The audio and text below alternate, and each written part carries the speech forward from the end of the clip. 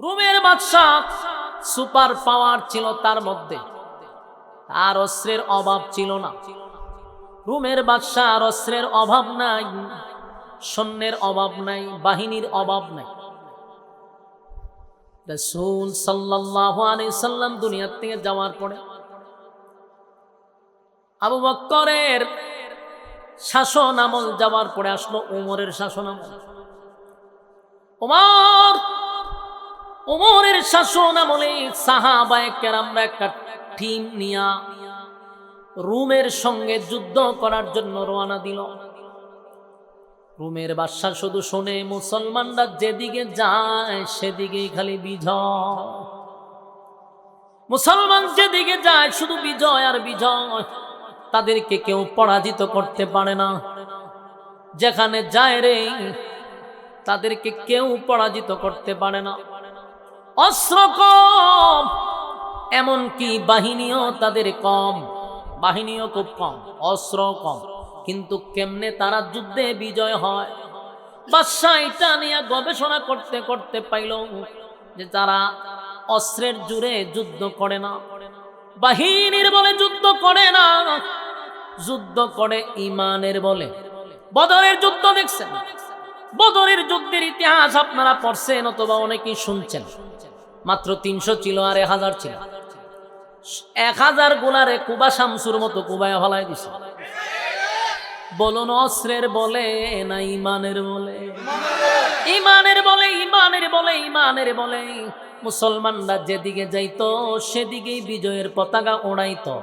সব দেশের বাদশারা আশ্চর্য হয়ে যায়। আমরা অস্ত্র লইয়া যাই, আমরা সৈন্য বাহিনী, ট্রেনিং প্রাপ্ত সেনাবাহিনী লইয়া যাই, লোহার পোশাক পরে যাই রে, তাদের নাই পোশাক, তাদের নাই অস্ত্র, তাদের নাই বাহিনী। কিন্তু যখন যুদ্ধের ভিতরে মুসলমানরা ঢুকে কুচি কাটা করে করে এক সাইড থেকে আরেক সাইডে যায়। সুবহানাল্লাহ। এগুলো ইমানের বল, ইমানের, ইমানের। আজকে গোটা পৃথিবীতে 200 কোটি মুসলমানের সংখ্যা থাকতেও জায়গায় জায়গায় মুসলমান মার খায়। এর একটাই কারণ, আমাদের ইমান দুর্বল। ইমান দুর্বল হওয়ার কারণে মুসলমানের সংখ্যায় বেশি হওয়ার পরেও আমরা জায়গায় জায়গায় মার খাই। তার কথা হলো ইমান আমরা ড্যামেজ। সুতরাং ইমানের বলে সাহাবায়ে কেরাম যুদ্ধ করছে রে, অস্ত্রের বলে না। আল্লাহু আকবারের ধ্বনি দিয়া যখন সাহাবায়ে কেরাম মাঠে এলাম তো বেঈমানরা 1000 লইয়া নামলেও তারা দৌড়াদৌড়ি শুরু করত।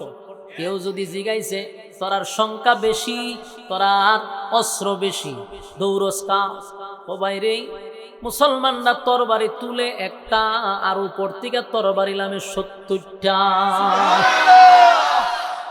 কারণ তাদের সঙ্গে ছিল ইমানি জজবা। আল্লাহ আসমানি ভাবে তাদেরকে সাহায্য করছে। আল্লাহ সাহায্য করছে যখন তোমার ইমান থাকবে, ইমানের পাওয়ার নিয়ে লাম্বা, তখন সাহায্য করবো কে? আজকে আমাদের ইমান বড় দুর্বল, সাহায্য আসে না। রোমের বাদশা, উনার সঙ্গে যখন উমরের বাহিনী ছুটল, রোমের বাদশা গবেষণা করে দেখছে মুসলমানরা যেদিকে যায় সেদিকে বিজয় নিয়ে আসে। ঘটনা কি অ্যানালাইজ করে বাহির করলাম, মুসলমানদের তো অস্ত্র কম, বাহিনীও কম। যেটা পাইছে এটা হলো ইমানের বলে তারা প্রতিটা যুদ্ধে বিজয় লাভ করে। তাই রোমের বাদশা তার বাহিনীদেরকে বলল, মুসলমানদের সঙ্গে তোমরা যুদ্ধ করবা, কিন্তু মুসলমানের একটা দলকে তোমরা জীবিত আমার কাছে নিয়ে আসবা। তাদেরকে তোমরা হত্যা করবা না, তোমরা একটা দল আমার কাছে নিয়ে আসবা, আমি মুসলমানদের ইমানের পরীক্ষা করব। রোমের বাদশা তৎকালীন সময়ের সবচেয়ে পাওয়ারফুল। রোমের বাদশা বলে আমি মুসলমানদের ইমানের পরীক্ষা করব। ঘটনাক্রমে মুসলমানদের একটা দলকে রোম সেনাবাহিনীরা আটকায়া ফেলছে। তাদেরকে গ্রেফতার করে বাদশার সামনে নিয়ে আসছে। বাদশা বলল সবগুলারে লকাবে ঢুকাও। সবগুলারে লকাবে ঢুকাইছে। একদিন পরে বাদশা সবাইকে বলল মুসলমান দলগুলারে আমার কাছে নিয়ে আসো। বাদশা এক জায়গায় বসলেন, মুসলমানদের যে বাহিনীটাকে তারা আটকাইছে এটা নিয়ে আসছে। বাদশার সামনে যখন দাঁড়াইছে, বাদশা বলল, তোমাদের মধ্যে কে নেতা? তোমাদের মধ্যে নেতাকে আমি একটু দেখতে চাই। মুসলমানদের যিনি সেনাপতি ছিল, যিনি আমির ছিল, আব্দুল্লাহ বিন হুযাফা রাদিয়াল্লাহু তাআলা আনহু, নবীর একজন সাহাবী। উনি হাত তুলে বললেন, আমি তো এদের নেতা, আমি হলাম তাদের মধ্যে নেতা, তাহলে তুমি আমার সামনে আসো। আব্দুল্লাহ বিন হুযাফা চেহারা সুরত দেখতে খুব সুন্দর, বডিওয়ালা, চেহারা সুন্দর।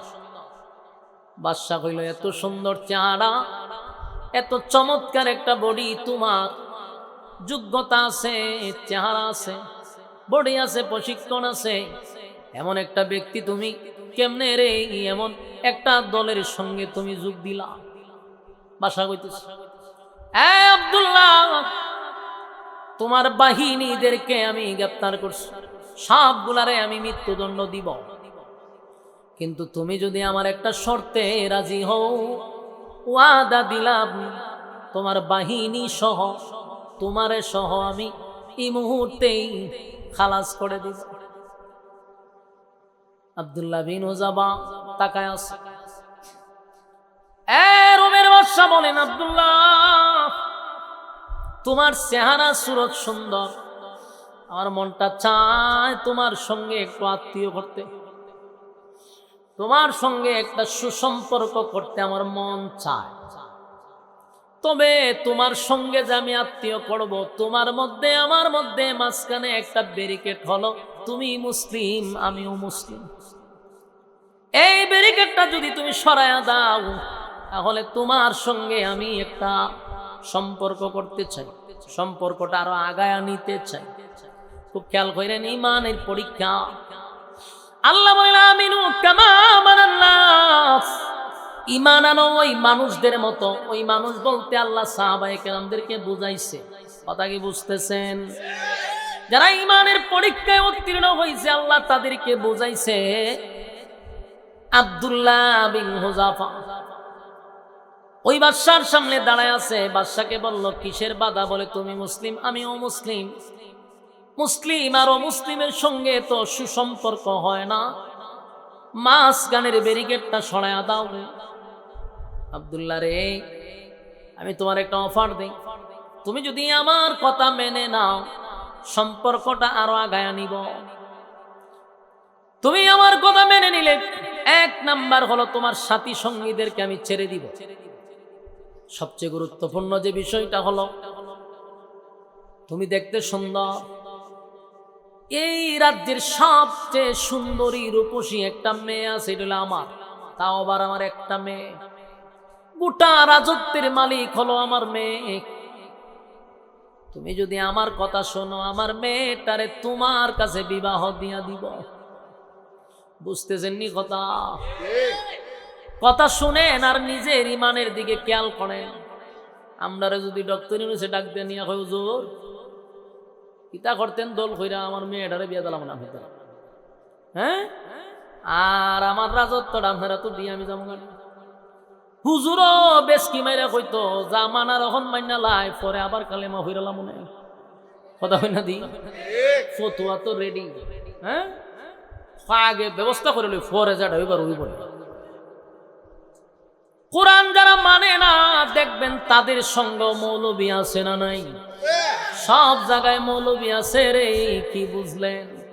কথা মিলেনি? এইভাবে মানত। আমরা যদি হয়ে রাজি কোরআন মানে না, এখন না মানলে কি দিছে আমরা আছি না সাথে, মানা মনে এইটাও হইল যে হ মাইয়া বিয়া করে লেগে ইমান গেলে আবার ইমান আনুম নে। ইমানের দুর্বলতা আমাদের মধ্যে বহু গুণ। তাই আল্লাহ বলেন, আমিনু কামা আমানান নাস, ঈমান আনো ওই মানুষদের মতো। ওই মানুষ বলতে সাহাবায়ে কেরামদেরকে বোঝায়া গেছে। ঈমানের পরীক্ষায় তারা উত্তীর্ণ হয়েছে। ঈমানের পরীক্ষা দিয়া দুনিয়াতেই জান্নাতের সার্টিফিকেট পাইছে।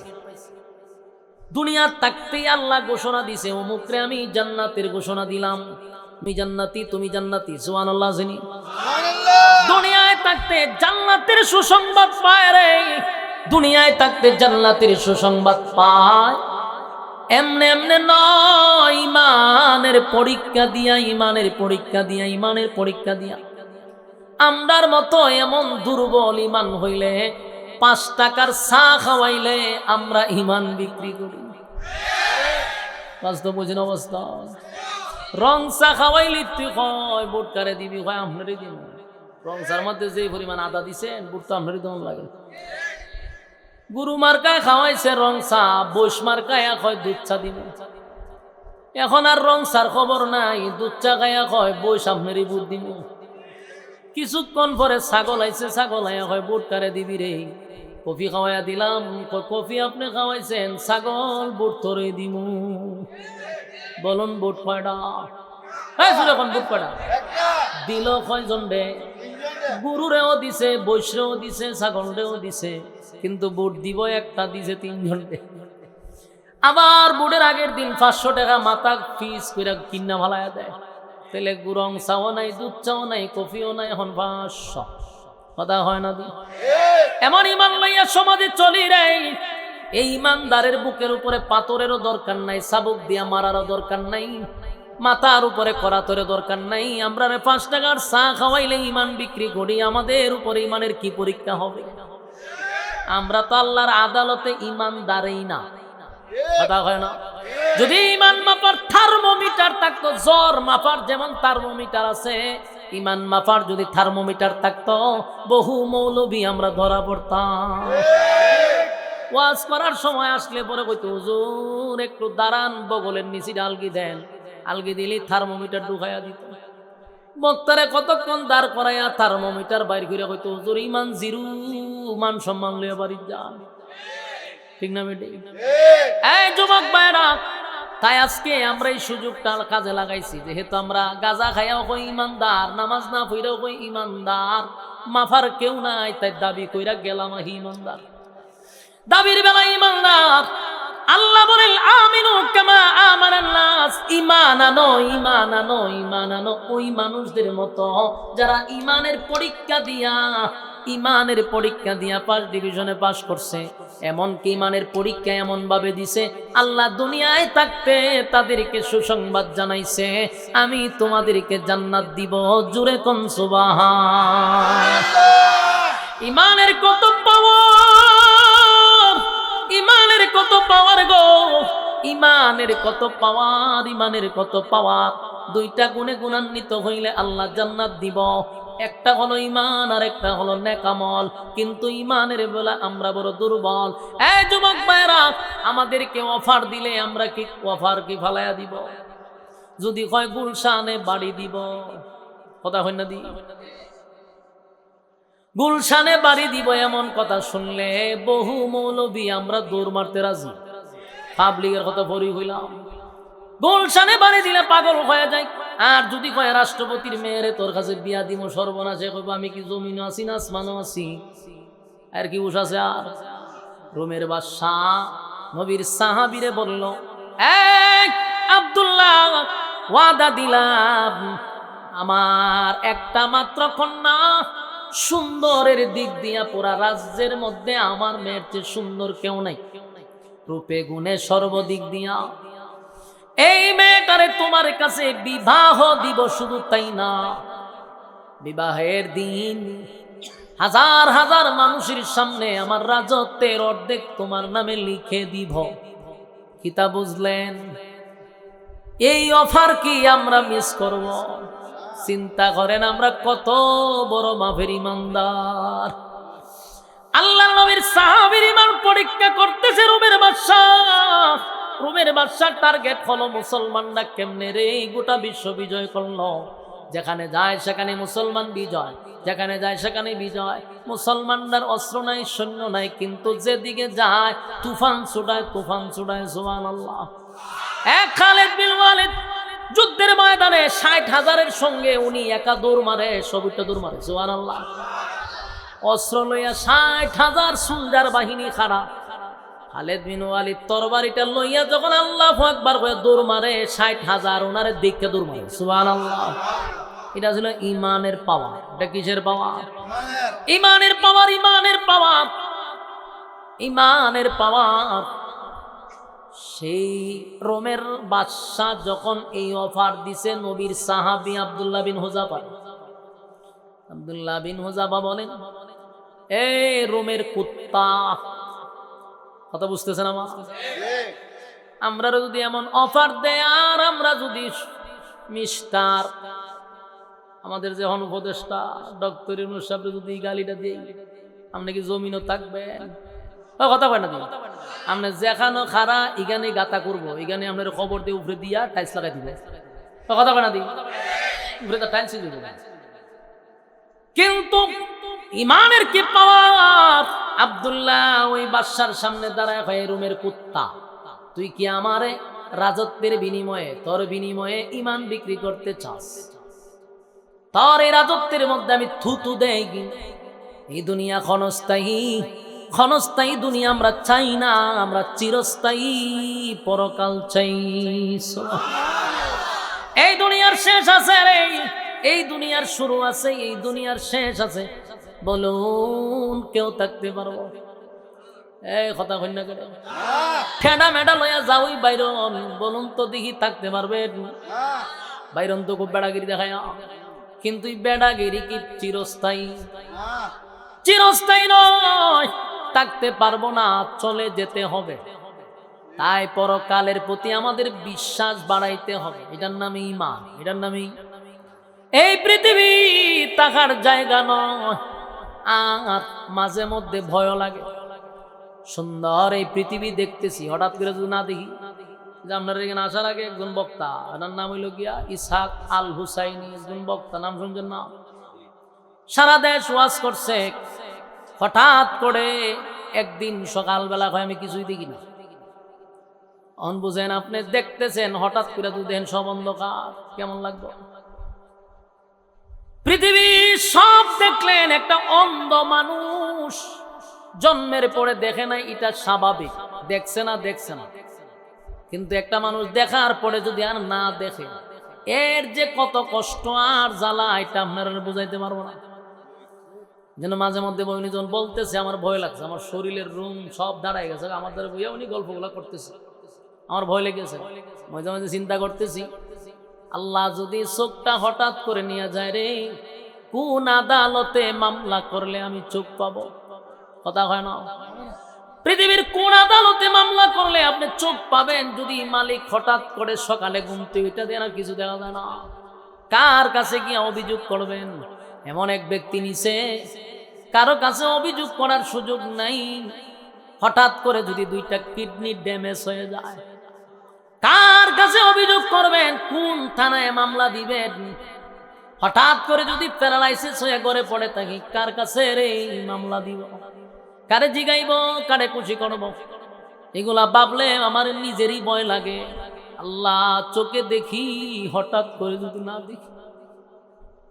মালিক, গুনার কারণে এমন কোন বিপদ আমাদের সামনে দিও না। গুনার কারণে যদি সকাল বেলা উঠে দেখি, চোখে দেখি না, অবস্থা কি হবে? আল্লাহ, গুনার কারণে দুইটা চোখ অন্ধ কইরা দিয়েন না। গুনার কারণে কিডনি দুইটা ড্যামেজ করে দিয়েন না আল্লাহ। গুনার কারণে প্যারালাইসিসের মতো রোগ আমাদেরকে দিয়েন না আল্লাহ। আমরা কত রঙ্গ তামাশায় চলি, হঠাৎ করে যদি মালিক আমাদের প্রতি রাগ করে চোখটা বন্ধ করে দেয়। হঠাৎ করে যদি শুনি আমার কিডনি দুইটা ড্যামেজ হয়ে গেছে, ঢাকায় 5টা বাড়ি থাকলেও কাম হবে না। ঢাকায় 5টা বাড়ি থাকলেও কাম হয় না। কত কিছুদিন আগে আমি এক মাহফিলে গেছি, এক মাদ্রাসার মুহতামিম আমার কাছে মাদ্রাসার বিষয় নিয়ে আলোচনা করতেছে। এমন কি কইছে, হুজুর আপনার মাদ্রাসা তো গেছি, কইছে হুজুর আমার একটু দোয়া করেন, আমি ডায়ালিসিস করি তো, দোয়া করেন, আমার দুইটা কিডনি ড্যামেজ। এর 3 দিন পরেই কমিটি ফোন দিছে, হুজুর উনি তো মারা গেছে। 3 দিন পরে শুনছি মারা গেছে, আমার সাথে বৈশা খানা খাইছে, কথা কইছে, কল্পনা করি নাই লোকটা 3 দিন পরে মারা যাবে। এই জন্য ভাই, পৃথিবী ক্ষণস্থায়ী, চিরস্থায়ী নয়। বেড়াগিরি তো আমরাও করি।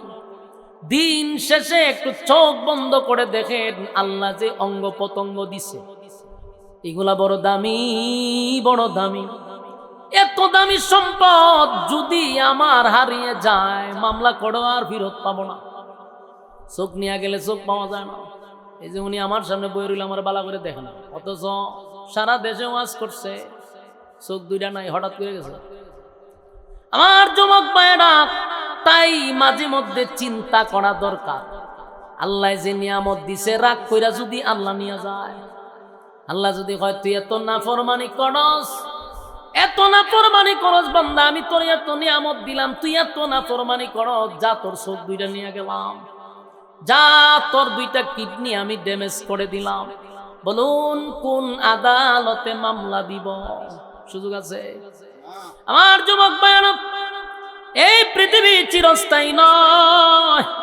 আব্দুল্লাহ রোমের বাদশার কাছে বলে, রোমের কুত্তা, এই পৃথিবী চিরস্থায়ী না, তুই রাজত্বের অর্ধেক আমারে দিবি, রাজত্বের অর্ধেক তুই আমারে দিবি, আর তোর সুন্দর মেয়েটারে আমার কাছে বিবাহ দিবি। এই লোভ দেখাইয়া তুই আমার ঈমান কিনতে চাস। বাদশারে যখন এমন কথা বলছে, বাদশার তুরছে রাগ। সাধারণ বাদশা, এটা মনে করেন তখনকার ডোনাল্ড ট্রাম্প, হ্যাঁ, তখনকার ডোনাল্ড ট্রাম্প। ট্রাম্প রে যদি কেউ কয় লাল চামড়া কুত্তা, বলুন তো দেখি ট্রাম্পে আপনারা ছেড়ে দিব? বাদশার মেজাজ গরম। তার বাহিনীরে ডাক দিয়া কয়, দেখছো আমার সামনে আমি রোমের বাদশা, আমার সামনে দাঁড়াইয়া আমারে রোমের কুকুর বলে ডাকছে, আমি এটা বরদাস্ত করতে পারলাম না। এদের ইমানের কত পাওয়ার, আমি এটা দীক্ষা দিব। এই বাদশা তার বাহিনীদেরকে বলল, সবগুলারে তোমরা লকাবে ঢুকাও। আব্দুল্লাহ বিন হোজাবারে বলল, এই লোকটারে জেলখানায় রাখবা, পানিও দিবা না, খাবারও দিবা না, দেখি কতদিন থাকতে পারে। আবার ডাক্তার লাগাইছে, যদি দেখো অবস্থা বেশি খারাপ, মরে যায়, এমন অবস্থা আমরা জানাইবা। এক সপ্তাহ পর্যন্ত নবীর সাহাবীকে পানি দেয় নাই গো, এক সপ্তাহ পর্যন্ত খাবার দেয় নাই, পানি নাই, খাবার নাই, জেলখানার ভিতরে খাবারও নাই, পানিও নাই। এমন অবস্থায় বাদশা ইমানের পরীক্ষা করার জন্য একজন রূপসী নর্তকী, যারা নাচে, সুন্দরী রূপসী নর্তকী পাঠাইছে জেলখানার ভিতরে একা একা। মহিলারে বলছে, তুমি এমন অঙ্গভঙ্গি করবা যেন তোমার প্রতি সে আসক্ত হয়। ওই নারী নর্তকী বহু পুরুষকে সে আনন্দ দিছে। এটার ভিতরে ঢুকিয়া সাহাবীর সামনে অর্ধলঙ্গ হইয়া নর্তকীর মতো নাচে, ইশারা ইঙ্গিত দিয়া তার প্রতি আকৃষ্ট করতে চায়। বহু চেষ্টা করে এই নর্তকী বাদশার সামনে কয়, কার কাছে পাঠাইলেন? এটাতে পুরুষ আমার সন্দেহ হয়। সুবহানাল্লাহ, বাড়ি দিয়ে হবে কয়, কেন? পারে আগে তো সাইতো, ও সাইতো না আমার ভাই, আমি যে এত কিছু করলাম, এই লোকটা তো পুরুষ হিসাবে আমার দিকে একবার তাকায়া দেখতো, দেখার পরে তার ফিলিংস আসতো। কথা এখন ঠিক না? ও একটা বারো আমার দিকে তাকাইলো না, মাথা যে নিচের দিকে রাখলো। কত চেষ্টা করলাম, এই লোক আমার দিকে তাকাইলই না। সুবহানাল্লাহ, ইমানের পরীক্ষা, ইমানের পরীক্ষা। আর আমরা যদি সুন্দর কোন নারী দিকে ছায়া কই যে আল্লাহর নিয়ামত বলে, এটা ফতুয়া দেয়, ভাই আল্লাহর নিয়ামত দেখুন, চিন্তা করেন কত বড় মাথা ভাতলা। হ্যাঁ, তোরে কি সব নিয়ামত দেখবার কথা কইছে? কোনটি মাথা ভাতলাম কি করাস? আল্লাহ এখন ইমানের পরীক্ষা না নিয়ে কবরে নিব না। বাদশা সাহাবীর পরীক্ষা নিচ্ছে, নর্তকী ফেল। বাদশা আরো রাগ উঠছে, খাওয়ান দিস না, শরীরে শক্তি কমে যাবে। এক সপ্তাহ দানা নাই, পানি নাই, জেলখানার ভিতরে রাখছে। হঠাৎ করে একদিন ডাক্তার আইছে, আয়া দেহে উনি মাটির সঙ্গে পড়ে আছে, কথা আর বলতে পারতেছে। দৌড়াইয়া বাদশার কাছে গিয়া কয়, বাদশা লক্ষণ খুব খারাপ। বলে কি হয়েছে? বলে এখন যদি আপনি খাবার না দেন, পানি না দেন, মারা যাবে। বাদশা বলে ঠিক আছে, এবার তারে খানা দাও। শুকরের মাংস আর মদ, পানির বদলা কি মদ, আর মাংস হইল শুকরের। যে শুকরের মাংস নিয়ে যাও আর মদ্য নিয়ে যাও। পেটের খিদায় মানুষ যা পায় তা খায়, কথা হয়। আমরার মতো হুজুরের কাছে আসলে আমরা কমু জান বাঁচানো ফরজ, ঠিক না? কত তো আছে, আমরা কমু জান বাঁচানি বলে ওখান বাচ্চা তখন হইলো ফরজ। শুকুর না কুকুর দিকে লাভ না, খা জনমের খাওন, খা বাচ্চা লো, আগে বাঁচলেন না এরপরে ইবাদত। ফতুয়া তো আমরা রেডি রাখতাম, বাচ্চা তখন ফরজ। শুকুরের মাংস নিয়ে আসছে, কিন্তু ডাক্তার রে বলছে খানা কিন্তু দিবি, আগে বলে দিবি যেটাতে শুকুরের মাংস ওইটাতে মদ পানির বদলে। আব্দুল্লাহর সামনে যখন খাবার নিয়ে গেল, 1 সপ্তাহ ধরে খাবার নাই, পেটে প্রচন্ড খিদার কারণে দাঁড়াইতে পারে না, বসতে পারে না। এমত অবস্থায় সাহাবীর সামনে খাবার লইয়া গেছে, গিয়া হয় খানা যে খাইবা, এই খানা কিন্তু মাংস হইল শুকরের, আর পানির বদলে কিন্তু তোমার মদ আছে সামনে, খানা খাও পেট ভরে। আব্দুল্লাহ বিন হুযাবা শারীরিক দুর্বল, না খাওয়ার কারণে শরীরে দুর্বলতা আছে, কথা হয় না দি, না খাওয়ার কারণে শারীরিক ভাবে উনি দুর্বল, এতটা দুর্বল যে উনি বসতেই পারে না। কিন্তু ইমানের কোন দুর্বলতা আছে? এই কথা হয় না দি, ইমানের কোন দুর্বলতা নাই গো, ইমানের কোন দুর্বলতা তো নাই। যেই মাত্র বলছে এখানে শুকরের মাংস, এখানে মদ, শরীরে কোনো শক্তি নাই, কিন্তু উনি ওই অবস্থায় বলল, এই লাল চামড়া কুত্তাগুলি শুন, মরে গেলেও কোনোদিন এই খাবারের দিকে আমি চোখ তুলেও তাকাবো না, এগুলা কি নিবি না লাথি মেরে ভালাই দেব? সুবহানাল্লাহ বাড়ি। ডাক্তার আশ্চর্য হয়ে গেল, যেই লোকটা বিছানায় শুয়েছিল, খুব কষ্ট করে তারে বসাইছে, শরীরে কিছুই নাই, পেট আর পিঠ গিয়ে এক জায়গায় লেগে গেছে, শরীরের মধ্যে কোনো শক্তি নাই, কিন্তু এই পাওয়ারটা কোথায় পাইলো যে লাথি দা ভালাই দিল? এটারে হয় ইমানের পাওয়ার। বলো এটা কি পাওয়ার? ইমানের পাওয়ার, ইমানের পাওয়ার। সাহাবায়ে কেরামদের মধ্যে সবচেয়ে বড় অস্ত্র ছিল তাদের ইমানের পাওয়ার ছিল, কথা হয় না? ইমানের পাওয়ার দিয়ে যুদ্ধ করছে রে, অস্ত্রের বলে যুদ্ধ করে নাই। আবু জাহিল্লা তো ছিল সবচেয়ে বড় নেতা, ঠিক না? 1000 বাহিনী লইয়া যে গেছিল, এটার সেনাপতি ছিল আবু জাহিল্লা। অহংকার ছিল বেশি, তাকব্বুরি ছিল বেশি, পাওয়ার ছিল বেশি, যে আমার সৈন্য আছে। আল্লাহ হয় তুই পাওয়ার লইয়া গেছ, অহংকার লইয়া গেছ। তাই আবু জাহেলের জীবনী পড়া দেখবেন, তারে যে হত্যা করছে কোন বালেক ছেলে না, না বালক 2টা বাচ্চা তারে কুবা শামসুর মতো কুবাইছে, গিরাগারায় কুবাইছে। কত বছরের বাচ্চা জানেন? 11 আর 12 বছর, মাআজ আর মুআজ। অথচ বড় বড় সাহাবীদের তরবারি দিয়া আল্লাহ তারে ধ্বংস করে নাই, এমন 2 সাহাবীরে দিয়া তারে সাইজ করছে যারা বালেগী হয় নাই। কেন জানেননি? কারণ সে অহংকার নিয়ে ঢুকছিল, তাকব্বরি দেখাইছে, আমার সৈন্যবাহিনী 1000, মুহাম্মদের মাত্র 300, এরা গরিব, এদের কাফন নাই, এদের অস্ত্র নাই, আমার কত অস্ত্র, কত বাহিনী। কিন্তু আল্লাহ আবু জাহিল্লারে নাবালক 2টা বাচ্চা দিয়া সাইজ করছে জনমের মতো। এমন সাইজ করা করলো, আবু জাহেল যে তরবারিটা লইয়া আরেকটা আঘাত করবে এমন সুযোগও নাই। আল্লাহ আঘাত সাইজ করছে, যেন অহংকার আর তাকব্বুরি আল্লাহ পছন্দ করে না, কথা বল না দি, মানে এগুলো পছন্দ করে না। সাহাবায়ে কেরামদের ভিতরে অহংকার ছিল না, কিন্তু পাওয়ার ছিল, এটা ইমানের পাওয়ার।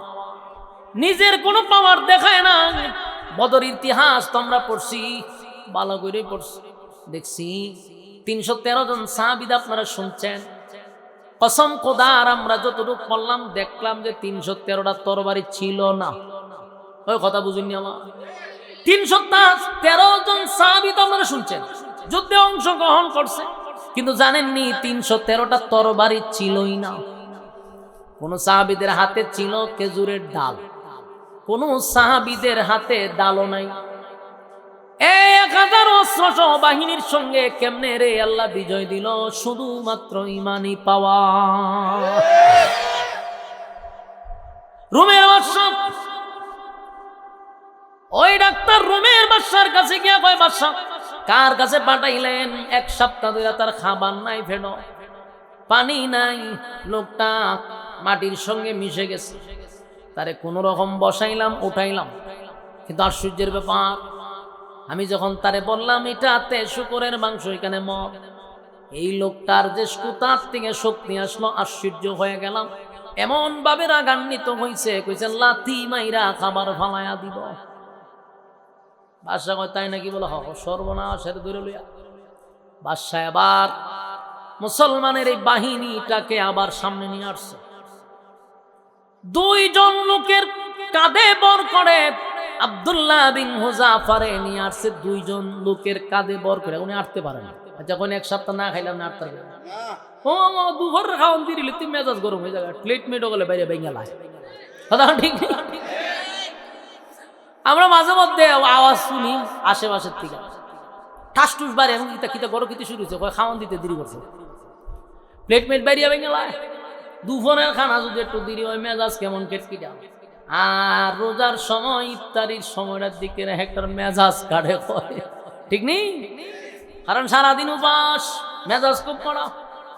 আর 1 সপ্তাহ ধরে পানিও নাই, খাবারও নাই, এনেকে আর ওইটা দাঁড়াইতে পারবো? দাঁড়াইতে পারে না।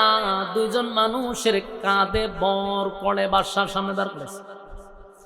বাদশা কয়, মিয়া পেটও খাবার নাই, আবার তেজ তো কমছে না, খাবার দিলাম খাইতা তোমরা না, আছে যে জান বাঁচানি ফরজ, কত তো রেডি, আল্লাহ না কইছে জান বাঁচানি ফরজ, তুই খাইয়া লইতা।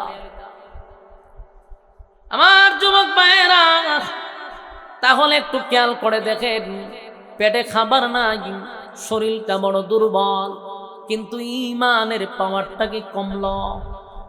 কথা কইনা দি, ইমানের পাওয়ার কমে নাই, ইমানের বড় পাওয়ার, ইমানের পাওয়ার কমে নাই। বাদশা কয়, মিয়া পেটে খাবার নাই, শরীরে শক্তি নাই, কিন্তু পাওয়ার তো তোমার কমছে না। পাওয়ার কমলো না কা? কি ব্যাপার, তুমি কি আমার প্রস্তাবে রাজি? ওই বাদশা আবার আনছো, আমি যে আগে প্রস্তাব দিছিলাম, প্রস্তাবে যদি রাজি হও, এখনো সুযোগ আছে, এখনো সুযোগ আছে।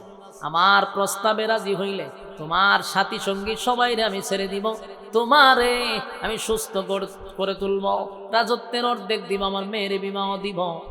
এখনো কি তুমি আমার প্রস্তাবে রাজি হইবা? বাদশা মনে করছে পেটে খাবার নাই, প্রচন্ড টর্চারিং শুরু হয়েছে। কিন্তু আব্দুল্লাহ বিন উযাবা বলেন, এ রোমের কুত্তা, তুই যদি আমারে এর থেকে কঠিনতম শাস্তি দেস, মৃত্যুদণ্ড দেস, তারপরও 1 সেকেন্ডের জন্য তোর প্রস্তাব আমি কেন আমার কোন সাহাবীরা মানবে না? আমরা ঈমান আনছি, ঈমানের জন্য আমরা জীবন দিব রে, ঈমানের জন্য জীবন দিব, কিন্তু আমরা ঈমান দিব না। সুবহানাল্লাহ কি পারেন? ঈমানের জন্য জীবন দিব, কিন্তু ঈমান দিব না, ঈমান দিব না, ঈমান দিব না। বাদশার মেজাজ গেছে আরো গরম হয়ে। বাদশা তার বাহিনীদেরকে বলল, বিশাল একটা ডেস্কিয়ার তৈল গরম কর, তেল ডাল। আপনারা যেভাবে মাছ বাজি করার জন্য এটা কিতা করেন, কড়াই করেননি, কড়াইয়ের মধ্যে তেল গরম করেন, বেশি গরম হওয়ার পরে মাছটা ছাড়ে। ঠিক ওই জালেম বাদশা বিশাল ডেকচির মধ্যে তেল গরম করা শুরু করছে। এত গরম করছে যে একটা মানুষ ছেড়ে দিলে 1 মিনিটই বাজি হয়ে যাবে। বাদশার সামনে তেল গরম। বাদশা বল, আব্দুল্লাহ, এখনো তোমারে আমি সুযোগ দিলাম রে, চিন্তা করো, তোমার এতগুলা সাথী সবগুলার আমি মেরে ফেলবো, সবগুলার আমি হত্যা করব তেলে ফালাইয়া। এখনো কি তুমি আমার প্রস্তাবে রাজি? ওই আব্দুল্লাহ তুতু নিক্ষেপ করছে, তোর এমন প্রস্তাব আমি তুতু মারি। কিতা বুঝলেন? ঈমানের পাওয়ার। ঈমানের পাওয়ার মূল কথা হলো, তারা তো দুনিয়া দুনিয়া ক্ষণস্থায়ী চায় না, এরা চায় যেটা আর শুরু আছে শেষ নাই, সেই পরকালের রাজত্ব চাই। আল্লাহ বলেন, আমিনু কামা আমানান নাস, ওই মানুষদের মতো ঈমান আনো, তারা সাহাবায়ে কেরাম ঈমান আনছে। ইমানের পরীক্ষা দিছে। এবার বাদশার আরো রাগ উঠে গেল। তার সাথী সঙ্গীদের মধ্যে কয়েকজন সাহাবীকে, দুইজন সাহাবীকে জোর করে হাতে আর পায়ে বেঁধে ওই বিশাল ডেকসির মধ্যে গরম তেলের মধ্যে ছেড়ে দিছে। যুবক ভাইরা রে, ইমানের পরীক্ষা কারে কয়? গরম তেলের মধ্যে যখন একটা জীবন্ত মানুষকে ছেড়ে দেয়, বলুন তার অবস্থাটা কেমন হবে? আমরার ইমান থাকবো নি? মালিক তুমি বালা কইরা জানো। আমাদের যে ইমান দুর্বল, আমাদের ইমান যে কত দুর্বল নেই, এমন পরিস্থিতি যেন মালিক আমাদের সামনে না দেয়। আল্লাহ এমন পরিস্থিতি যদি সামনে আসে, উপায় নাই, আমরা ইমান তো বড় দুর্বল, আমরা ইমান হারা হয়ে যাব। যুবক ভাইরা, আব্দুল্লাহ তাকায়া দেখে রে তার সাথী গুলারে দইরা দইরা তেলের মধ্যে ছাড়তেছে। জীবন্ত মানুষগুলাকে তেলের মধ্যে ছেড়ে বাজি বানায়া দিল। এমন দৃশ্য দেখা তাকায় আছে। দুইজনরে ফালানোর পরে এবার বাদশা হয়, আব্দুল্লাহ রে দেখছত নি আমার শাস্তি কত ভয়ঙ্কর, আমার জুলুম কত ভয়ঙ্কর, কি করবি, সিদ্ধান্ত কি নিলি? আব্দুল্লাহ মুস্কি হাসি দিয়া কয়, বাদশা তোর মনে কি? এই দেখে আমি ছেড়ে দিব? আমি ঈমান আনছি আমার মালিকের উপরে। তার মতো কুকুরের কথা শুই না আমার এত দামি ঈমান বিক্রি করব না। বাদশার রাগ উঠছে তো বেশি, বাদশা তো চিত্তে গেছে, না তুলে হেরে ধর। এতক্ষণ তার সাথীদেরকে আগুনে বলাইছে, এখন কয় হেরে ধর। আমার সামনে দাঁড়াইয়া বারবার আমারে টের দেয়, আমারে হুমকি দেয়, তারে ধর। আব্দুল্লাহ রে হাতে বাঁধছে, পায়ে বাঁধছে, বাইন্দা তেলের সামনে লইয়া গেছে। তেলের সামনে তেল টকবক করতেছে। বাদশা বলে, এই লোকটাকে তোমরা তেলে ছেড়ে দাও, তার ঈমান কত বড় আমি দেখতে ছাড়ব। যখন তারে তেলের সামনে নিছে রে, আব্দুল্লাহর চোখ দিয়া পানি পড়ে, চোখ দিয়া পানি পড়ে। বাদশা তাকায়া দেখে আব্দুল্লাহর চোখ দিয়া পানি পড়ে। বাদশা কয়, সাবধান, তোমরা তারে তেলে ছাইরো না, আমার কথা আছে। বাদশা দৌড়ায় গিয়া হয়, আব্দুল্লাহ এখন কেন কান্দস? আমি না তোরে অফার দিছিলাম, আমার অফার তুই মানলি না, কাপুরুষের মতো মৃত্যুর ভয়ে কেন কান্দস? বাদশা আব্দুল্লাহ রে কয়, মৃত্যুর ভয়ে কান্নার কি দরকার? এখনো সময় আছে, আমার প্রস্তাবে রাজি হয়ে যাও। আব্দুল্লাহ বাদশার দিকে তাকায় কয়, জালেম, এই রুমের কুত্তা, তুই কি মনে করছ তোর তেলের ভয়ে আমি কান্দি? তুই কি মনে করছ মরণের ভয়ে আমি কান্দি? না রে, আমি মরণের ভয়ে কান্দি না। মুসলমান ইমানদার মরণের জন্য ইমানদাররা প্রস্তুত থাকে, মৃত্যুর ভয় ইমানদাররা করে না। আমরা সব সময় প্রস্তুত থাকি, কোন সময় মালাকুল মউত আমাদের সামনে চলে আসে। তাই মৃত্যুর ভয় ইমানদাররা করে না। তুই কি মনে করছ আমি মৃত্যুর ভয়ে কান্দি? না না, আমি মৃত্যুর ভয়ে কান্দি না, আমি কান্দি আমার বয়সটা কম, আমার এই অল্প বয়স আমার মালিকের জন্য আমি কি করলাম, আমি আমার মালিকের জন্য কি করলাম, ইসলামের জন্য আমি কি করলাম, দিনের জন্য আমি কি করতে পারলাম। আমি তেলের সামনে দাঁড়ায় ভাবতেছিলাম, আল্লাহ আমারে যদি তেলে ফালাইয়া দিত আমি মৃত্যুবরণ করতাম, আবার আপনি আমারে জীবিত করতেন, আবার তেলে পড়তাম, আবার জীবিত করতেন, আবার আপনার জন্য জীবন দিতাম।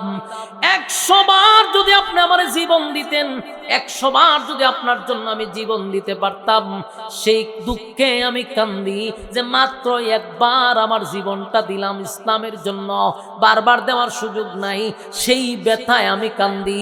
একটা জবান বন্ধ রাখবেন না, জোরে করুন আল্লাহু আকবার, আরো জোরে করুন আল্লাহু আকবার। ঈমানের আওয়াজ দিয়ে বলেন আল্লাহু আকবার। ঈমানের কত পাওয়ার গো, ঈমানের কত পাওয়ার, ঈমানের কত পাওয়ার, ঈমানের কত পাওয়ার। একবার শাহাদাত বরণ করবে, এই জন্য কান্দে। 100 বার শাহাদাতের তামান্নায় চোখ দিয়া পানি ছাড়ে। আল্লাহ আপনি 100 বার জীবন দেন, 100 বার আপনার জন্য আমি জীবন দিয়া দেই, এই কারণে কান্দি। বাদশা চিন্তা করলো, সর্বনাশ, আমি যদি তার এখন তেলে ফালাইয়া হত্যা করি, সে জিতে যাবে, আমি বাদশাই তো হেরে যাব। বাদশা কয় তারে আর তেলে ফালাইন লাগবো না, নিয়ে আয় আমার কাছে। বাদশাহ আমার ডাক দেয়া কয়, আব্দুল্লাহ রে, ইমানের এত পাওয়া, 100 বার মৃত্যু চায়, তাহলে আমি যদি এখন তারে তেলে ফালাই, সে জিতে যাবে, আমি বাদশাহ হেরে যাব। বাদশাহ আর রাজি না, তারে তেলে ফালানো যাবে না। কারণ ছাড়বো কেমনে, খালাস করবো কেমনে, জামিন দিব কেমনে, একটা কথা তো হয়ে জামিন দিতে। বাদশা কোনো জিনিস তো গায়ে পায় না, কারণ যেটাই কয় সেটাই সে মেনে নেয়। মরতে চায়, মরতেও রাজি, আমি অন করবো কি। বাদশা শেষ পর্যন্ত কয়, তোমারে ছেড়ে দিতে পারি একটা শর্তে। বলে কি? বলে তুমি আমার কপালে যদি একটা চুমা দাও, আমি এর বিনিময়ে তোমারে তোমার সাথী সঙ্গীদেরকে আমি ছেড়ে দিব। সুবহানাল্লাহ। আব্দুল্লাহ বিন উযাবা বলেন, চিন্তা করে দেখলেন, আমার একটা চুমা, যদিও সে কাফের, কিন্তু একটা চুমার বিনিময়ে যদি আমার নবীর এতগুলা সাহাবীর জীবন বেঁচে যায়, এই দিকটা শুধু খেয়াল করে বেঈমানের কপালে চুমা দিয়া অসংখ্য সাহাবীদেরকে জামিন করছে। সুবহানাল্লাহ। আমার যুবক ভাইয়েরা, আমিনু কামা আমানান নাস। এই জন্যই তো আমার আল্লাহ বলেন, ঈমান আনো রে ওই মানুষদের মতো। ওই মানুষ কারা গো? ওই মানুষ তো সাহাবায়ে কেরাম, যারা ঈমানের জন্য পরীক্ষা দিছে, যারা ঈমানের জন্য উত্তীর্ণ হইছে। এক আশুগঞ্জের ভাইয়েরা, দিলের কান লাগায়া কথাগুলি শুনেন, খালি ছটপট ছটপট ছটপট করতেছেন বাড়ি যেতেন। কত রাত ঘুমান, একটু সময় না হয় এখানে বসে কথা শুনলেন। শয়তান তো প্রতিদিন আপনারে গোতাইতে গোতাইতে আপনারে এই মজলিস থেকে বাইর করে। আজকে না হয় একটা দিন, দিনের কথা শোনার জন্য ধৈর্য নিয়ে একটু সময় বসা যাইব। হুজুর আসার আগ পর্যন্ত, আমাদের মহাসচিব আসার আগ পর্যন্ত আমার তো চালাইতে হইব, ঠিক নেই? হুজুর আসলেই আমি ছেড়ে দিব। আমার ইঙ্গিত দিয়ে বলে হুজুর আয়া পড়ছে। যুবক ভাইরা, আল্লাহ কিন্তু বলেন, আমিনু কামা আমানান নাস, বলুন ঈমান আনো ওই মানুষদের মতো। তাহলে এতক্ষণ শুনলাম ওই মানুষ বলতে কারা? বললা লাইছে কই ওয়াজ করতা, সারা রাত ওয়াজ করলাম, জুলেহারে নিয়া সোহালে আর ওই জিগে হুজুর জুলেহা বেটা না বেটি, তো লক্ষণ তুই রমরে ভাই। বলুন আমিনু কামা আমানান নাস, এর ব্যাখ্যা আল্লাহ কারে বুঝাইছে? সাহাবায়ে কেরামদেরকে বুঝাইছে। শুধু তাই না, বলছে যারা ঈমানের পরীক্ষা উত্তীর্ণ হয়েছে তারা। বেশিরভাগ ঈমানের পাস করছে কারা? সাহাবায়ে কেরাম। আবার আমিনু কামা আমানান নাসের ব্যাখ্যা আব্দুল্লাহ বিন তামের হতে পারে। এই আব্দুল্লাহ বিন তামের কে জানো? নবী দুনিয়াতে আসার 50 অথবা 80 বছর আগে একজন যুবক ঈমানের জন্য পরীক্ষা দিছে। এই জন্য আমিনু কামা আমানান নাস আব্দুল্লাহ বিন তামের হতে পারে, সেও ঈমানের পরীক্ষা দিছে। কথা কি বুঝতেছেন? ঈমানের পরীক্ষা দিছে কেমনে? একজন জালেম বাদশা ছিল, এটাও জালেম বাদশা। জালেম বাদশা নিজেরে খোদা দাবি করত, নিজেরে খোদা দাবি করত। তার রাজ্যে সবাই তারে রব মানত। নাউজুবিল্লাহ। শুধুমাত্র এই ছেলেটা বাদশারে খোদা মানে না, বাদশারে রব মানে না। এই জন্য বাদশা ক্ষিপ্ত হইয়া যুবকটারে গ্রেফতার করছে। যুবকরে রিমান্ডে মারতে মারতে কয়, বল তোরে সেই আসল রবের পরিচয় কে দিছে? মাইরের কারণে যুবক বলল, অমুক জায়গায় এক পাদ্রী আমার একত্ববাদী খোদার সন্ধান দিছে।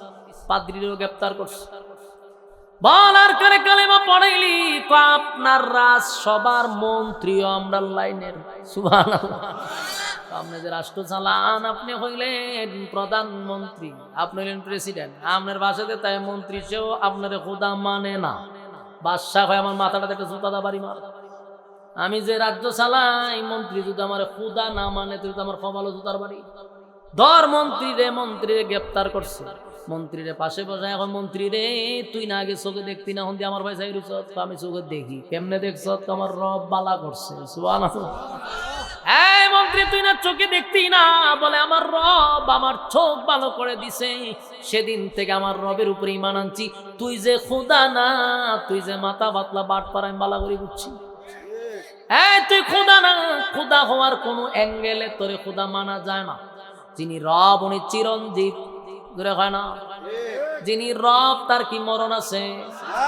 যিনি রব তার মরণ নাই। তিনি কারো কাছ থেকে জন্ম নেয় না, তিনি কাউরে জন্ম দেয় না। কথা ঠিক? এই বাদশা তুই তো জন্ম নিছ, তুই আবার জন্ম দিছ, তো তোর মরণও আছে। তুই খাস, তুই ঘুমাস, এত ঘুমাস, এত খাওয়ন খাস, এত কিছু করস, তুই কেমনে খোদা হইছ? কোন অ্যাঙ্গেল থেকে তুই খোদা হস?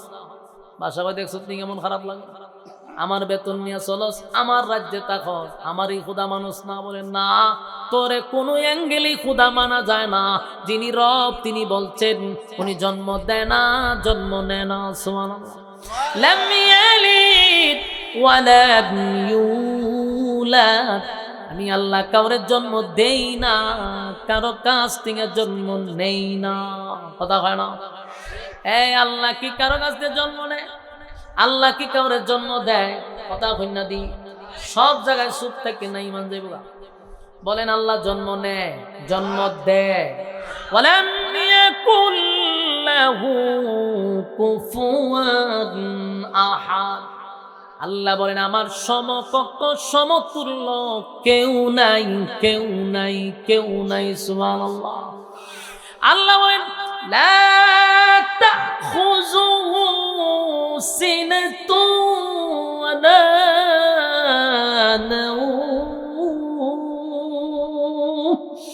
আল্লাহ বলেন আমার ঘুম নাই, আমার তন্দ্রাও নাই। সুবহানাল্লাহ। জানি আমার ঘুমও নাই, আমার তন্দ্রাও নাই। কথা কই না? না আমার জানাইতিব না, আইলে তো মানুষ এই লড়াচড়া করি না। লড়াচড়া করলে কে আর ওয়াজ করতে মন চায়? হুজুর যদি না আসে আমারও তো জানাইতে, বলে হুজুরে লাগাই দিছি চলতে, থাকো কেমনটা তো না। না আসলো আমারে জানাম। বস আসছে, হুজুর আসছে, হুজুর আইছে, বল লরে কা বল বল হুজুর আইছে।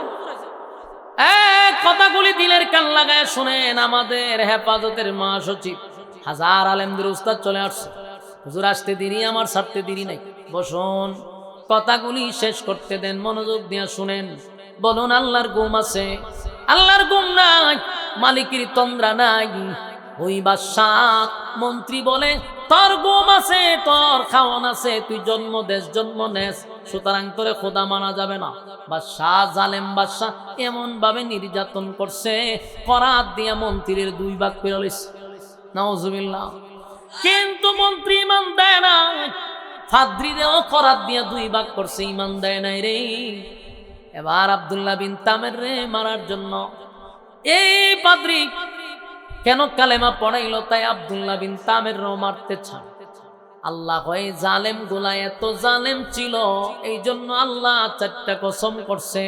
ওয়াসসামা ইযাতিল বুরুজ ওয়াল ইয়াউমিল মাউউদ ওয়া শাহিদিন ওয়া মাশহুদ কুতিলা আসহাবুল উখদুদ। আল্লাহ বলেন 4 কসম করে বলছি, পৃথিবীর সব জালেমদের উপরে আমি আল্লাহর অভিশাপ। বলুন কার উপরে অভিশাপ? পৃথিবীর সব জালেমদের প্রতি আমি আল্লাহর অভিশাপ, অভিশাপ, অভিশাপ। যারা জালেম তাদের উপরে মালিকের অভিশাপ, ওই জালেম শাসকের উপরে আল্লাহর অভিশাপ। আব্দুল্লাহ বিন তামের রে হত্যা করার জন্য বাদশাহ বহু রকম চেষ্টা করলো, পাহাড়ের উঁচুটিলায় দাঁড় করাইল, সেখান থেকে ধাক্কা মারার জন্য। কিন্তু যেই বাহিনীদেরকে পাঠাইছে পাহাড়ে, আল্লাহ পাহাড়ের মধ্যে কম্পন সৃষ্টি করে সব বাহিনীকে ধ্বংস করছে। যুবকরে আল্লাহ অক্ষত রাখছে। বাদশার বাহিনী গেছে, যুবকরে মারত। বলুন যুবক কি মরছে না বাহিনী মরছে? সব বাহিনীকে আল্লাহ আযাব দিয়া ধ্বংস করে দিল, কিন্তু যুবকরে আল্লাহ হেফাজত করল রে। কিছুক্ষণ পরে বাদশা চিন্তা করলো, পাহাড়েও মারতে পারলাম না, এই যুবকরে নদীর মাঝখানে, সাগরের মাঝখানে বস্তায় ভরে মাঝখানে ফালাই দিলে মাছে খাইলে।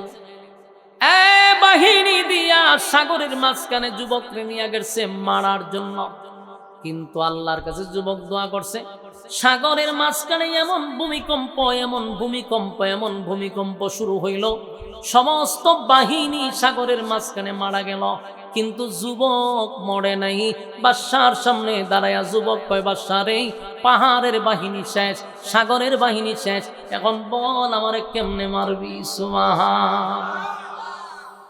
বাদশা পাগল পাগল পাগল হয়ে গেল, এত পাগল হইল, আমার সব বাহিনীর খাম শেষ, পাহাড়ে পাঠাই, পাহাড়ের বাহিনী শেষ, আমি পাঠাই সাগরে, সাগরের বাহিনীও শেষ, যেখানেই পাঠাই রে সেখানেই বাহিনী মরে, কিন্তু যুবক তো মরে না। আপনার কি আমার ওয়াজে মন আছে? লক্ষণ খুব খারাপ। হ্যাঁ, হুজুর আইবার আগে আপনারা যে লড়াচড়া শুরু করছে, এটা কিন্তু খুব খারাপ জিনিস। আমি কি ওয়াজ ছাইরা দিছি না ওয়াজ চলতেছে? আপনারা দি ওয়াজ ছাইরা দিছি এমন একটা বাপ বুঝাইছেন আমাদের। হ্যাঁ, আপনারা ওয়াদা করছিলেন না, ও আপনারা লক্ষণ খুব খারাপ। হ্যাঁ, বসেন, হুজুররে আমরা দাওয়াত দিয়া ভাই না, আর বাড়ির কাছে পাইছেন তো, এই কারণে আপনাদের আচরণ এরকম। বল, কথা কই না, বই। ওয়াজ কি শেষ হয়েছে? চলতো নি, লক্ষণ দিয়ে হয় না। কথাগুলি মনোযোগ দিয়ে শুনেন। আপনাদের কি মনে হয় এতক্ষণ গিচ্ছা চলছে? কসম খোদার একটা কথাও আমি মন থেকে বলি নাই, মন গড়া বলি নাই। প্রতিটা কথা কোরআন থেকে আপনাদেরকে বোঝাচ্ছি, আর বড় মনোযোগ নাই। এটা আগে হইলেন না,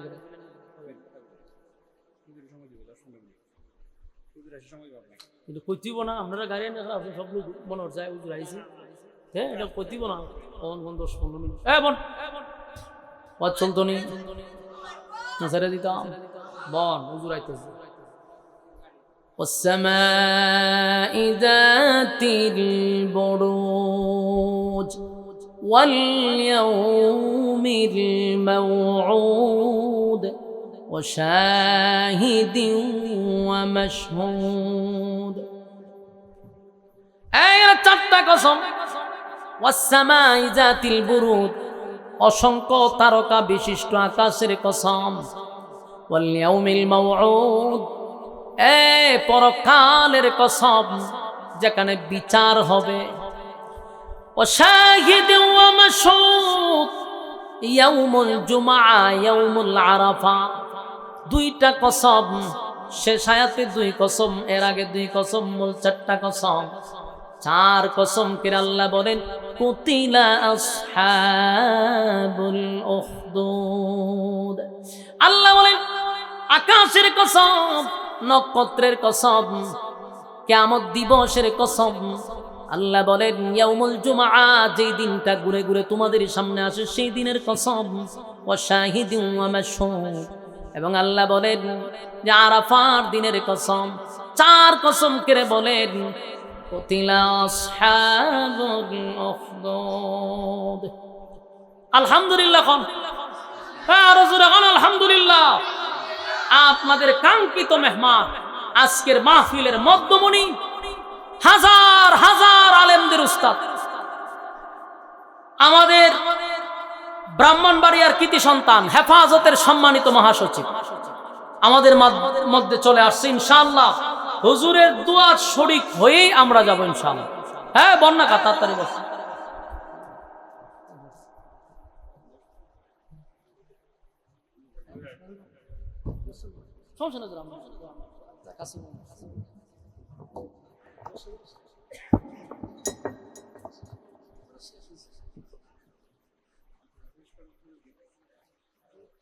আমি শেষ করে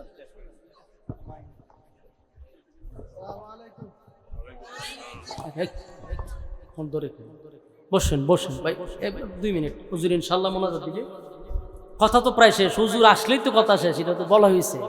হুজুরের সামনে বইয়া আর ক্যাসেট চলবো? আমি তো অতখান চালাইছি, যেই বনে কোনো বাঘ না তাই হরিণের রাজত্ব। এখন হুজুর আইছে, এখানে কথা বলার কোনো শক্তি আমার নাই। এরপর হুজুরে বলছেন কথাটা শেষ করার জন্য। আমি যেটা বুঝাইতে চাচ্ছিলাম এটা হলো যে জালেমদের ব্যাপারে আল্লাহ কসম কয়টা করছে? 4টা। বলুন হুজুর এখন কয়টা? প্রথম আল্লাহ বলছেন আসমানের কসম, যে আসমানের তারকা আছে, তারকা বিশিষ্ট আসমানের কসম।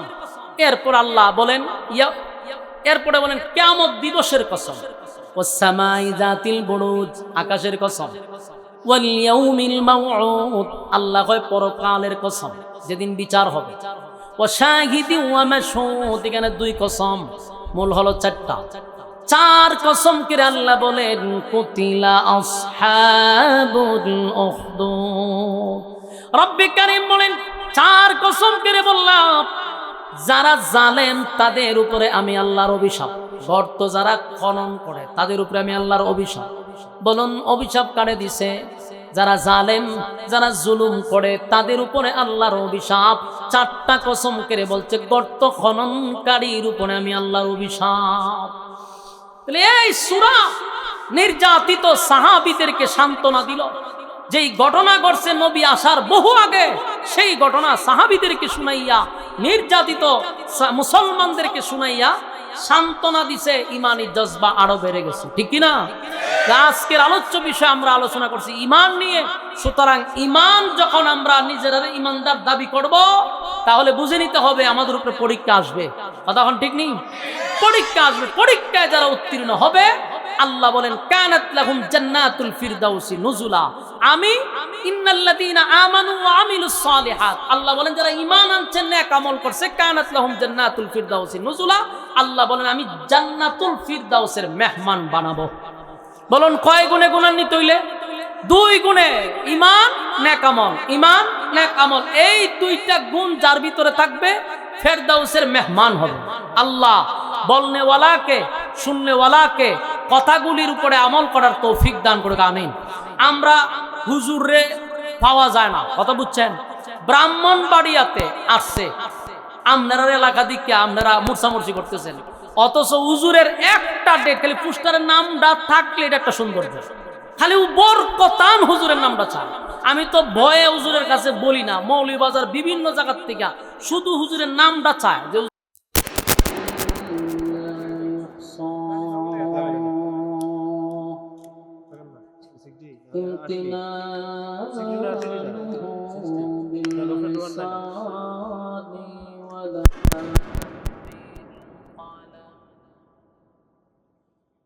ونشهد أن لا إله إلا الله وحده لا شريك له وأشهد أن سيدنا وسندنا وحبيبنا ومولانا محمدا عبد الله ورسوله أرسله بالحق بشيرا ونذيرا وداعيا إلى الله بإذنه وسراجا منيرا. أما بعد فأعوذ بالله من الشيطان الرجيم. بسم الله الرحمن الرحيم. والسماء ذات البروج واليوم الموعود وشاهد ومشهود. قتل أصحاب أصحاب الأخدود صدق الله العظيم درود شريف পড়েন اللهم صل على محمد وعلى آل محمد كما صليت على إبراهيم وعلى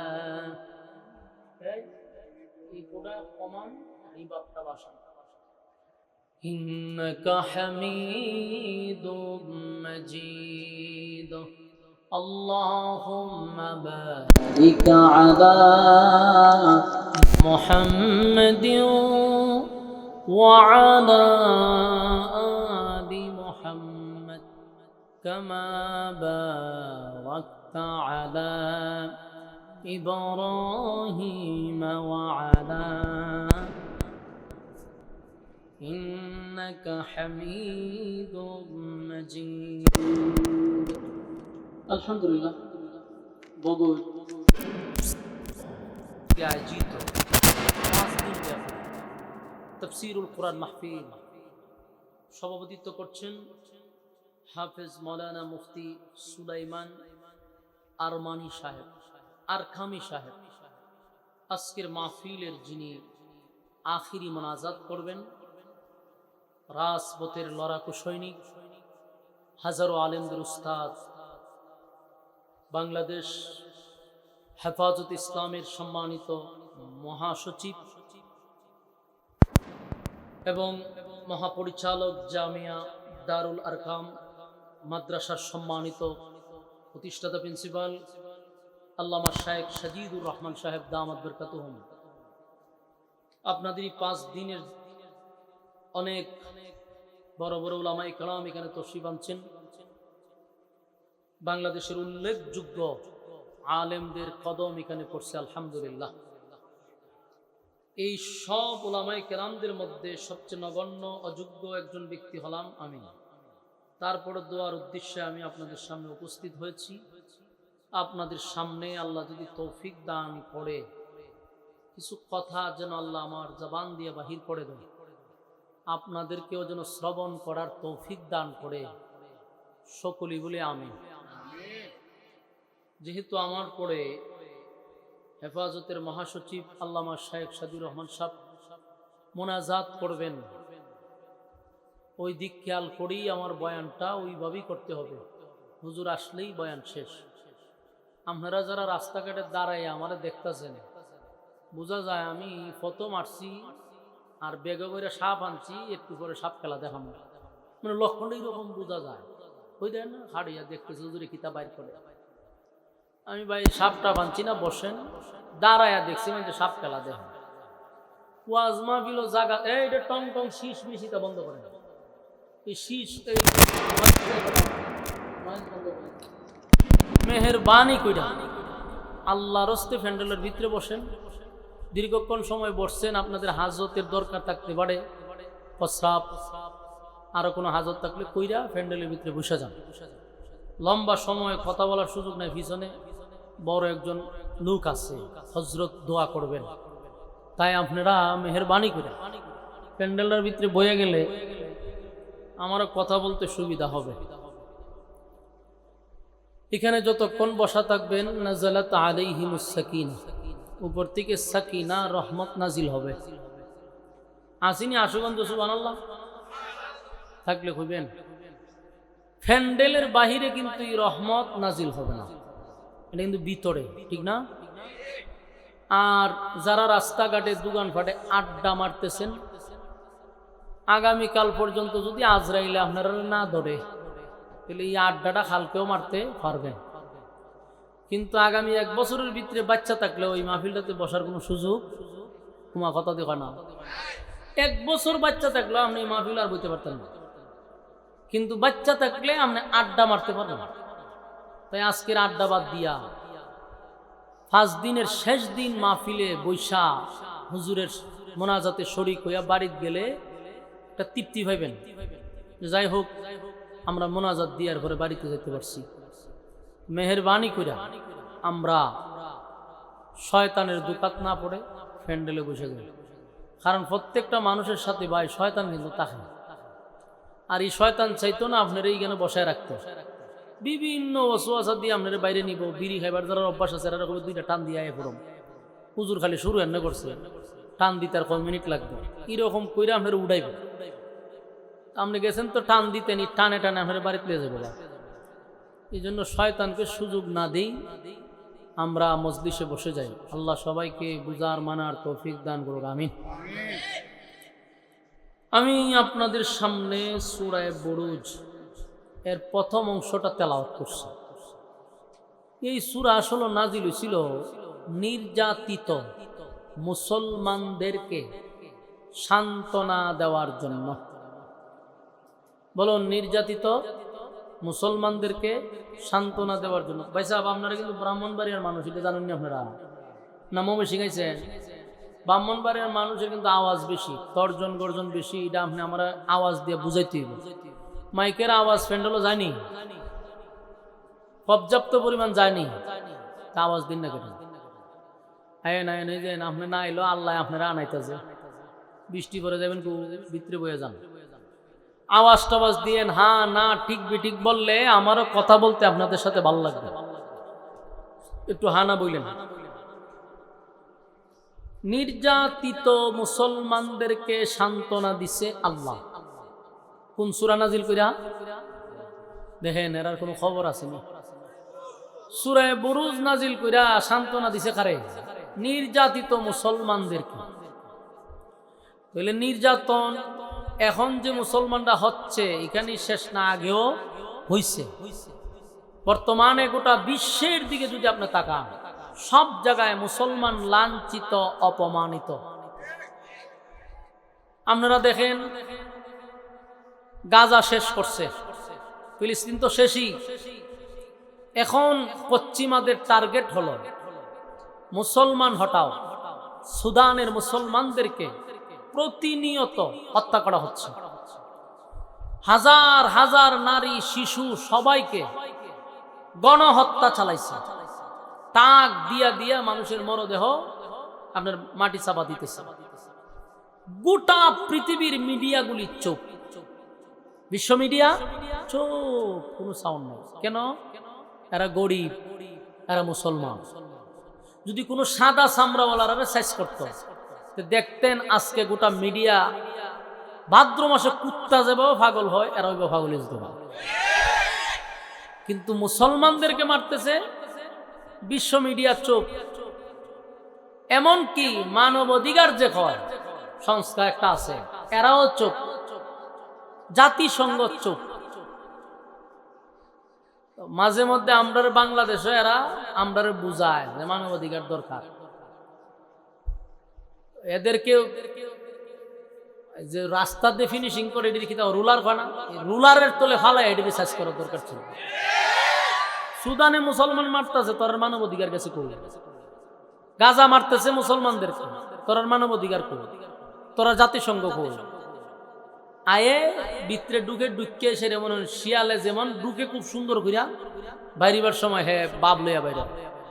তো এরাও মুসলমানের দেশগুলাতে ঢুকে শিয়ালের মতো। শিয়ালে যতক্ষণ মুরগি না খাইতে পারছে অতক্ষণ শিয়ালের চেয়ে ভদ্র কেউ নাই। কতক্ষণ না দি খুব ভদ্র।